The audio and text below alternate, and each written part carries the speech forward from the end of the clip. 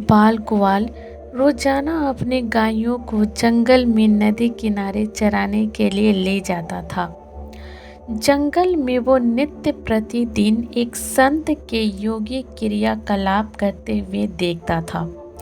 संत आंखें और नाक बंद कर कुछ योगी क्रियाएं करते थे।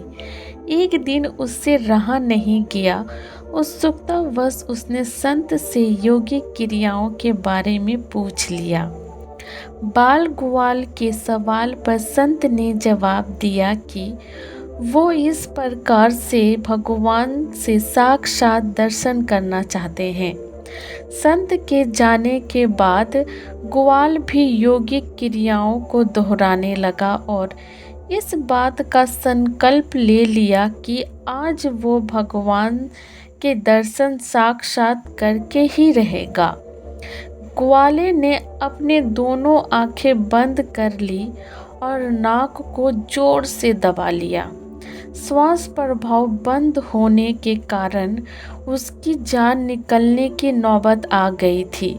उधर कैलाश पर्वत पर महादेव का आसन डोलने लगा। शिव जी ने देखा कि एक बाल ग्वाल उनसे साक्षात दर्शन करने के लिए कठोर तप कर रहा है। उसके हठ को देखकर शिव जी प्रकट हुए और बोले, वत्स, मैं तुम्हारे तपस्या से प्रसन्न हूँ और तुमको दर्शन देने आया हूँ। ग्वाल ने बंद आँखों से इशारा कर पूछा, आप कौन हैं? भोलेनाथ ने कहा, मैं वही भगवान हूँ जिसके लिए तुम इतना कठोर तप कर रहे हो।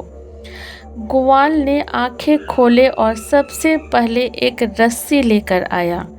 क्योंकि उसने कभी भी भगवान को देखा नहीं था, इसीलिए उसने सामने पहचानने का संकट खड़ा हो गया।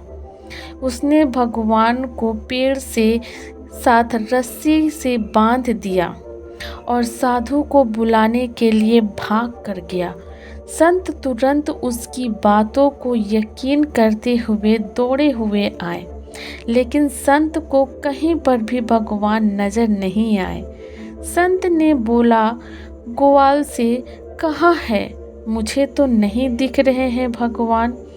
तब ग्वाल ने भगवान से पूछा, प्रभु, आप यदि सही में भगवान हो तो साधु महाराज को दिख क्यों नहीं रहे हो?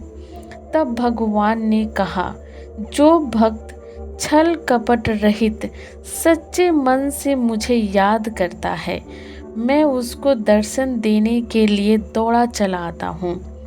तुमने निश्चल मन से मेरी आराधना की, अपने प्राण दांव पे लगाए और मेरे दर्शन का दृढ़ संकल्प लिया। इसीलिए मुझे कैलाश पर्वत से मृत्यु लोक में तुमको दर्शन देने के लिए आना ही पड़ा। जबकि साधु के आचरण में इन सभी बातों का अभी अभाव है। वो रोजाना के क्रियाकलाप करते हैं, लेकिन उनके मन में अभी भी भटकाव है। इसीलिए मैं तुमको दिखाई दे रहा हूँ, लेकिन संत को नहीं।